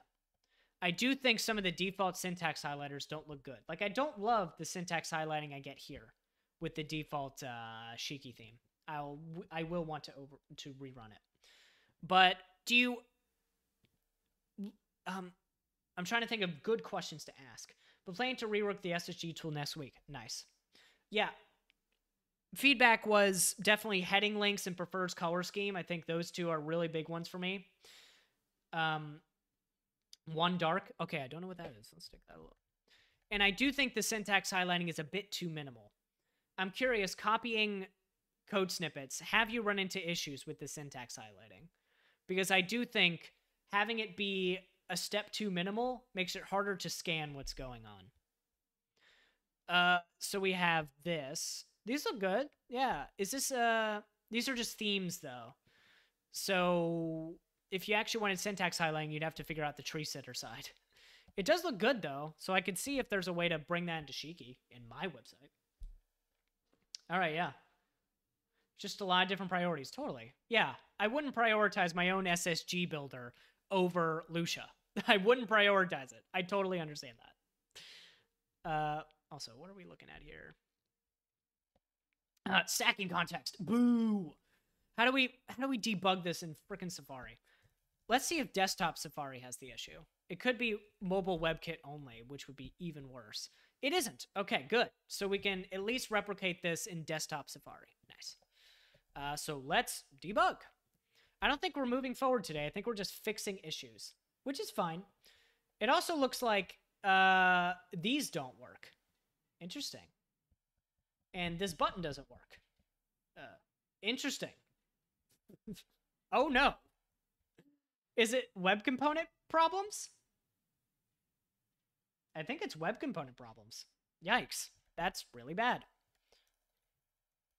Because, yeah, none of the interactive components are working. Okay, that one's working. This one works fine. And it looks like the spring animations don't work either. That's a shame. Because the problem is the duration. You see how the duration is long? It looks terrible if it falls back to ease. It looks terrible. Because it's way too long of a duration. So yeah, it looks like the linear function that we use for springs does not work in desktop Safari. But it did work in mobile Safari. What? It might be my OS version. Yeah, yeah, totally. I got used to the minimal theme. I will try to find a good colorful theme. Yeah, if you want to. I think it's lower on the priority list, for sure. But anyways. It's also good to know that search isn't the best experience for you. I am wondering if Algolia is part of the issue, because I found that page find, which is what's built into Starlight, is really good. And because it's statically generated, you don't have to wait at all. There's no crawler, there's no React component, it just works. And I love that. It doesn't have analytics, so that makes it kind of a no-go for the AstroDocs. But I found page find was just really good search, and Algolia is a little bit more spotty. So maybe page find is the way to go. Maybe Algolia is the problem with search. We had a funny issue at work last week where some front-end dev in a different, very important team was working on Vue to Vite migration. Wait, Vue to Vite? What do you mean by that? Because Vue runs on Vite. Anyways, the poor boy cut a lot of corners and had to put the load env in his Vite config, then define env further down, causing all sorts of Oh, he leaked. Oh, sorry, man. Yeah, it's tough with client-side JavaScript if you're just trying to get stuff done. Sheesh. Sorry to hear that. Okay, so this at least works. It looks like the marker animation, or the eraser animation, sorry, is a bit stuttery. It's not great. But I think it's, ooh, I don't think it's performance. I think this is actually an issue with springs. Or wait, no. No, it's performance. Nah, it's just performance. Boo. Dang it. All right, so the eraser animation isn't the most performant on Safari, but that's fine. There's only so much you can do, honestly. We could move the eraser to an element outside the SVG and just see if that makes it faster. It might, but I'm not too concerned about those performance issues. Okay. How does PageFind work with SSR? It doesn't. It actually does a static crawl of all of your documents, and I assume you can tell it which documents to crawl, and that builds not really a sitemap, but like a search map. And that's shipped to your SSR runtime. So you do need your stuff ahead of time just for it to run. You might be able to boot up PageFind at runtime and give it an index, though. So I don't know. It might be able to do it. Yeah, there's some way to do it. And also, it looks like this doesn't trigger. And it looks like this spin animation doesn't trigger. Man, there's so much that doesn't work on this version of desktop Safari. Safari, I hate you. Come on. Yeah, and it looks like this doesn't play, which is odd. There's so many little bits and bobs that don't work how I expect. If I go to blog, yeah, this is all working, it looks like. So this works, but then when I go to a blog post, this... Oh, no, it does work. Okay. Oh, okay, so we have it's a z-indexing issue with the scroll as well. It looks like this is incorrect. The scroll position doesn't work at all. Man, there's so much broken. Jesus. Woof. Come on. Am I really motivated to solve these issues? No, I'm not. But I'm going to have to if I want this thing to look good. Oh, no. Oh, that's really bad. Okay. So it looks like none of these are playing either. What the heck? And the mouse position is off. Why is everything broken? Wow. Browsers really aren't consistent. So for whatever reason, it works in production and doesn't work in development. Odd, right? It looks like things are working in production and not in dev. So this button does work. The tilt doesn't work. The hover doesn't work. There's so many things that don't work in development, but work in production. What? Oh no. And there's nothing logged to the console, except for what I've selected, which does work. But it doesn't... Oh, it's probably has. Oh, it's probably the has selector. Yeah, dang it. Yeah, I'm on a version of Safari that doesn't even have the has selector. Oh, no. Oh, no. Yep, you're going to need to upgrade your Safari version, people. And for whatever reason, this doesn't work in development either. Gee, what? Get real. What is going on? Oh, this sucks. There's so many things that don't work in this version of Safari. This is a mess. If I upgrade my OS version, it'll give me the latest Safari. It's so dumb that they're tied to OS versions, by the way. But yeah, at least on mobile Safari, I'm not getting this level of jank. On mobile Safari, everything works except for z-indexing. On this version of Safari, oh my god, nothing works. Holy crap. Part of me just wants to ignore it and say, you know what? If you're on an old browser, yeah, it's not going to look as good. Sorry, man. It just won't look as good. And I'm guessing that the web component just doesn't mount correctly. It could also be z-indexing, though. So we should probably at least check. So if I go to blog, yeah, we're on the blog now. That works. That doesn't. Yeah, my phone is more up to date than my computer, exactly. You are not getting the level of jank. Works fine on my machine, man. But also, I know my analytics. My analytics say Chrome is like, in desktop. Desktop is like 90% of my traffic. Chrome is a majority of that. So we're building a website that'll work well for 80 to 90% of users, which is good. And then it'll work fine in mobile Safari. That's the other like 5% or whatever. And Android Chromium. So the only people that are broken are old versions of Safari. And probably old versions of Firefox, just a guess. But yeah, funny, right? Also weird that this just doesn't work in development. It just doesn't. So how about this? Let's just say fix the z-indexing, Screw the rest of it. We don't really care about the rest of it. Because we can just update our OS off cam and see if that's working. Who really reads programming articles on mobile? Exactly. My website is, something you might see from my Twitter, but most people are just finding it through blog post and SEO. And if you're finding my blog post, yeah, you're on desktop. I just want it to work well on my phone to show off to friends. Vanity metric, I don't really care about much else. As long as the homepage looks good.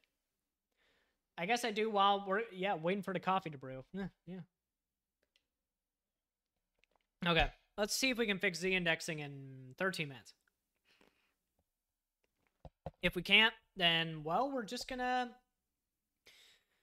call it a loss. Not really. We'll fix it next time. But I gotta get to work in 13 minutes, for sure. But stuff isn't spiffy. I don't care at all. Reader mode's great. Well. Yeah, I'm trying to make a really nice viewer, but if you just want to throw it away and use reader mode, fine. Look at how boring this is. Boo. Look at this. Yeah. See, you want the full experience, man. Z-indexing is broken in Safari 17.4. Oh, are you testing it right now? Okay, that's helpful. Yeah, Z-indexing is broken on my phone, so that is something we need to fix. But, why? Why is it broken? I used my stacking context and I made it happen. Z-index, stacking context, not working, Safari. Let's just start there. Oh, the classic. The classic. Treats an element with opacity less than 1 as a new stacking context with saying the opacity can prevent overlapping elements. Okay, that's one option. Let's not go straight there. Let's look at Josh Komu Z-index and see if he has anything for Safari specifically. He might. Nope. Oh, come on, Josh. You must have seen that Safari breaks. Surely you've seen it. And I'm very curious if his own article... Okay, his own article actually works. That's funny.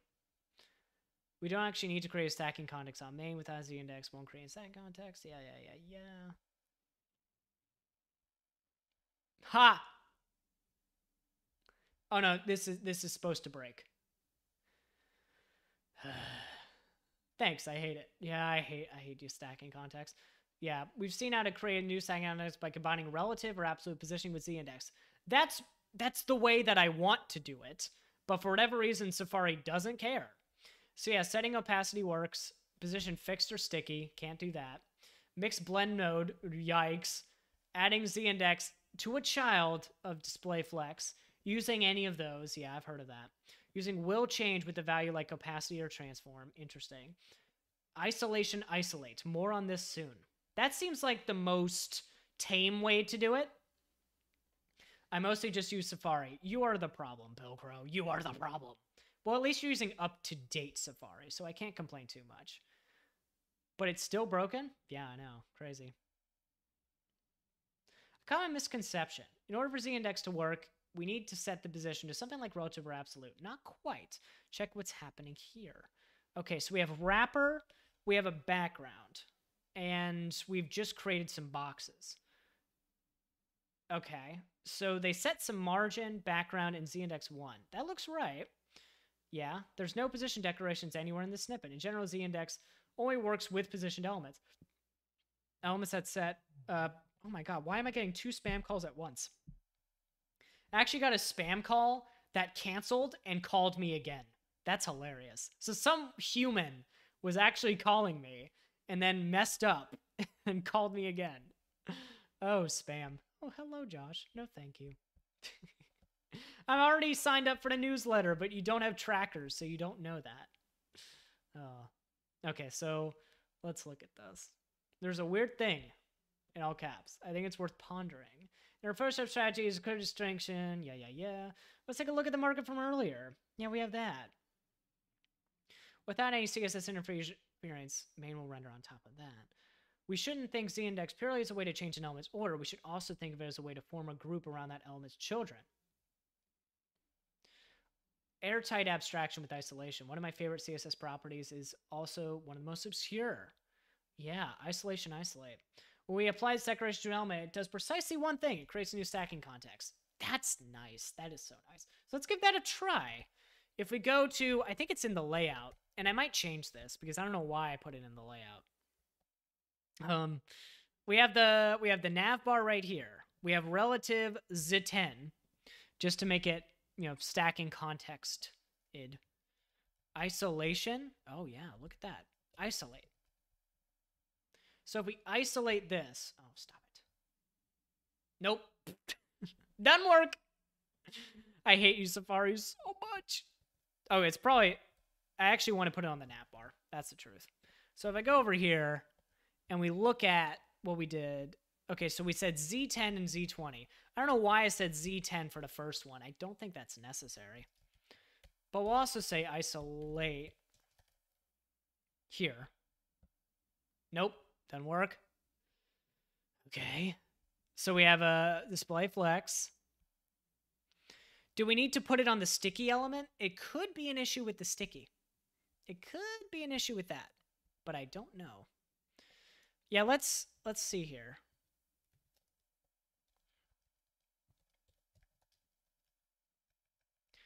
We did say sticky would also create a stacking context, so let's just give that a go. Oh, it worked! It was sticky! It was an issue with sticky! Okay, I can buy that. That's okay. And it works on here as well. Yes! Let's go. Okay, so that was the issue. It was just position sticky working a little bit differently. Now, what I'm very curious about is, do we need this? Because why is that on there? Okay, it looks like we don't need that anymore. I think the issue was using sticky without a z-index. I think that was it. Yeah, it looks fine now. Looks fine to me. Let's go back to Safari just to be sure. Yeah, okay, great. That's it. All right. Ship it. Sick. Fix, move z-index to sticky nav. Well, that was easier than I expected, honestly. Shipped. Speaking of sticky scrolling feature in the editor is nice. Yeah, it is a default now. I think it's pretty cool. I like it. I think they have sticky for the file tree as well, which was a very nice touch. So you know exactly where you are. I like it. Okay, so as for this, we don't have animations because it doesn't support spring animations in this version of Safari. But also the scroll. You see how it just doesn't know the scroll position? Okay, that looks cool. That still works. That's nice. So at this point, all you're getting is bad animations, but z-indexing works. This is going to be a pain to recreate. Sticky files. Yeah, I don't know, man. Okay, so what is going on with that scroll? Why is scroll position bad? So we have that set up. We also have a base layout, or is it the blog layout? Or is it just the slug? I think it's just that. Yeah. So we have all this scroll logic that works, by the way. This sets the header correctly. It's just the scroll tracking for the window. I've run into this before. Yeah, it's a shame. And we also did an event listener on scroll without any throttling. That's a risky choice. That's a very risky choice. That should be using request animation frame for sure. But, oh well. It's not. But yeah, this happens. This totally happens. I've hit problems with offset versus client height versus whatever, and that's probably what we're running into here. So let's see what we can do. We have the window inner height, we have scroll Y, we can console log everything, right? So we have a bunch of things that we're calculating. We have the article height, we have the window inner height, and we have the scroll Y. That all seems good to me. And we're going to console log it. Yes, okay. So it is calculating scroll correctly. That makes sense. We have the article's height, which is not correct. It looks like that's based on the window, which is not what we want. Yeah, so it's always over 100%. And the article height is not correct at all. Let's compare this to Safari or Chrome. Yeah, see that? So the value that's different is this one. Because we want that to be some percentage of this. So I think we take the article offset and add it to the other value to get your current scroll position. Yep. And in Safari, this number is completely wrong. So what is that number? That's the article height. Oh no. That's the one that's hard to calculate. So yeah, the article height is offset top plus offset height. Yeah. Maybe we want to use, instead of offset height, we could probably use the bounding rectangle. This is something that we did somewhere else. Rect. Something like that. Yeah. Yep. Get bounding client rect. Get wrecked. Check yourself before you wreck yourself. We probably want to do get bounding client rect just to get what it actually is. And the offset. I don't know if offset top is going to do what we want, but it's at least worth knowing. So we'll console log this.offset top out of curiosity, just to see what it gives us. Okay, it's offset height that's the problem, but offset top is working. Good. That's what we like. All right, so we'll say rect, article rect is equal to this, get the bounding client rect. And the height is going to be article rect dot, is it just height? Wow, that's fantastic. Nope, doesn't work at all. Oh, it might be just the runtime where it's not getting the correct height. I have no idea. We're using a web component to figure out the size of the children. And height. Height is correct. Wait a minute. What? That is so strange. Oh, but we're still console logging the other thing. Got it. Is it working? Is it just working now? Yeah, it is working now. Oh, yay. That's fantastic. Okay, so the initial value is still incorrect, it looks like. But that works. I think there's also a difference with the initial value. Because in other browsers, it calls scroll right when you visit the page. Am I right about that? No, it doesn't. Okay, I think we just have this problem. No, we don't. Wait, how does it set the initial value? Is it even setting the initial value? Progress.set. Where are we doing that? We're only doing it here. So how is it set to the right initial value in Chrome? Oh, it isn't. Okay, cool. So that was just a bug already. Makes sense. Cool. So this is the correct calculation. And what else do we need? I think we needed... We intersection observing? Yes, we are. This shouldn't break in Chrome. It looks like it's working. Fix. Use rect height for Safari. Now, we also do want to use a request animation frame on this. MDN, scroll, request animation frame. They have a demo that we can just copy paste. That's why I'm doing it real quick, even though we're going over time a little bit. They have something that's like, if ticking, then do this, or something like that. Oh, wow, that's interesting. There was a tutorial.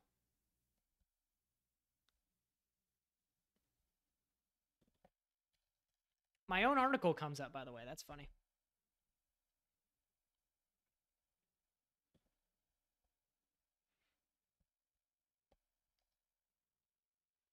Not scrolling to view. I think we'll just read this. I also think I wrote an article. I did. 2019. And this was before I knew about the Intersection Observer API. Blew my mind. Name dropping. This was essentially built for exactly what this article is about. So wordy, Ben. This is a good choice. Allowing you to so wordy. And I used to use so many emojis. I used to use exclamation points. What a mess. But at the very least, there is code. All right, so we have animate me. Yeah, if animate is less than that, do something. Yeah. So on scroll, if not waiting on anim request, do that. Otherwise, do that. Okay. That seems right. Time for some loops. Get bounding client rect. See, I knew what to do even back then. If element top is less than body height, add scroll to. That was a thing. Neat, but I use X framework. Yeah, back in the day, I was writing tutorials that were a little nicer than that. It looks like you don't need to listen to... Oh, no, you do. You do. You absolutely do. Okay. Well, we can do that. So we have document event listener scroll. We can add a little bit of a variable in here. This is a very verbose name. I was definitely into the verbose names at the time. And yes, I know the theme is ugly. This is an uggo theme, but I didn't know what to use. I just used Prism and whatever sandstone default here. I loved these articles. I hate how they're written, but I love what they talk about. I just wouldn't write an article the same way. I'm like, stop using so many words. But that's good. I've seen uglier. I know. I mean, the bar's kind of low for developer content. At the very least, I wasn't dry. I was that was my one goal, is I don't want things to be dry. Not as in don't repeat yourself dry, as in boring. I don't want it to be boring. And I delivered on that at least. And also, it should be an early return right there. Just a preference. But yeah, we have what request animation frame and then do our logic. So we could say request animation frame. Yeah, something like that. Thank you, sir.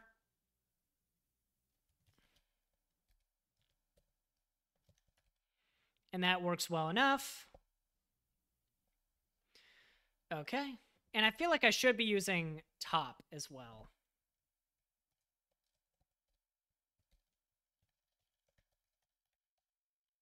I know, I'm changing two things in one go. That's always a dangerous game.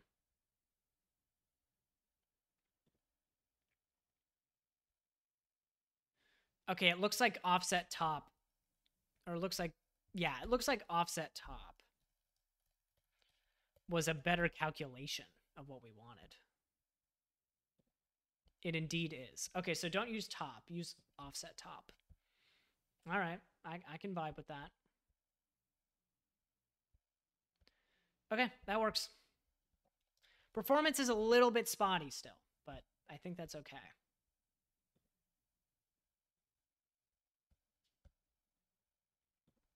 Okay, cool. Yep. Fix use rec anim frame on scroll. Just to make it a little bit faster, I think. That should be good.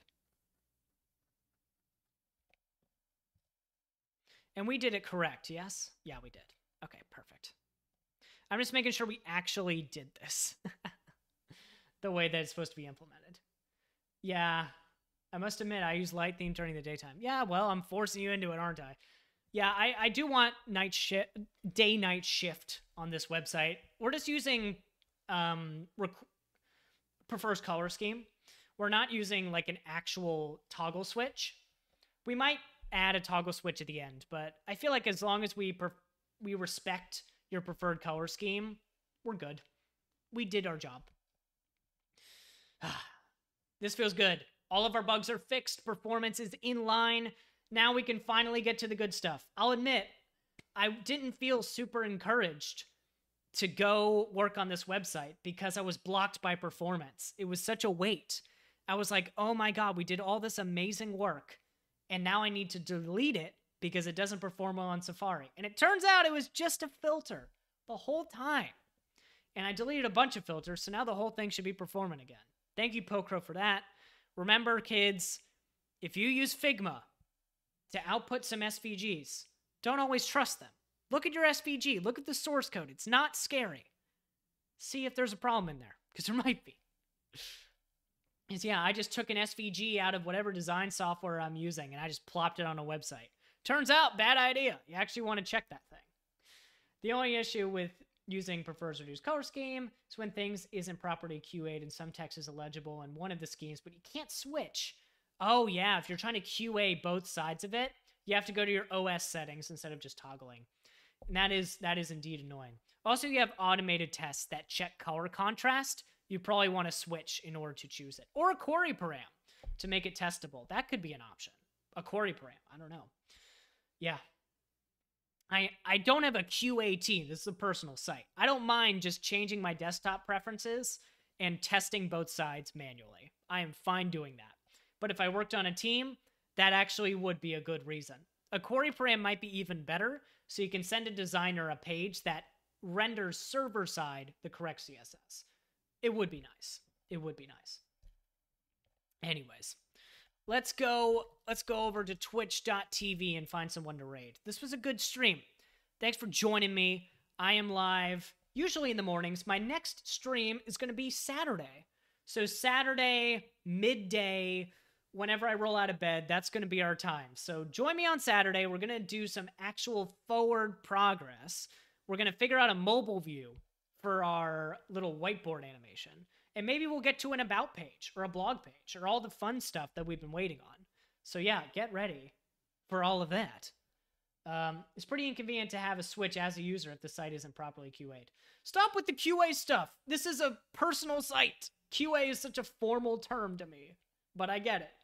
Chrome support emulating a different prefers color scheme value. I think, yeah, do they allow that? Yeah, in DevTools, that's nice. Sunday breakfast stream. Yeah, bring your brunch. Bring your brunch. Maybe I'll bring a bowl of oatmeal and we'll have a nice breakfast together. That's cool. Thank you for telling me about that, Quantum. I will try that out in my DevTools because that would be really helpful. A few months? Maybe. I don't know. But yeah, I'll totally try it out. But yeah, bring your breakfast. I don't like eating on camera because it's not a... What is it? Mukbang? What is that called? There's a type of format where people just eat on camera and people watch it. Mukbang? Is that what it's called? Mukbang. Mukbang. That's what it was. Okay, yep. I said it right before you sent the message. I don't remember. Anyways. He doesn't need a QA team. You have me. We have QA at home. Yes. Oh my god, yeah. Korean viewers coming out of the woodwork. Yep. Hello. Welcome in. Yes, mukbang. I'm not cultured, obviously. But yeah. Sounds good. Well, I'll see you then. We won't full on mukbang, but you can definitely bring your own food. And we'll vibe out to some more house music, use Astro and Tailwind. It'll be a good time. So yeah, drop a follow. Drop a follow so you actually know when we're live. Drop that follow if you're a new viewer. I'm told I'm supposed to say that, so yeah. Definitely join in on the action. I'm going to raid Tej because, you know, the Prime Machine gets too much love. We need to raid the good old Tej. The Tejagen. The startup. The one and only. All right. Well, it's been a good stream.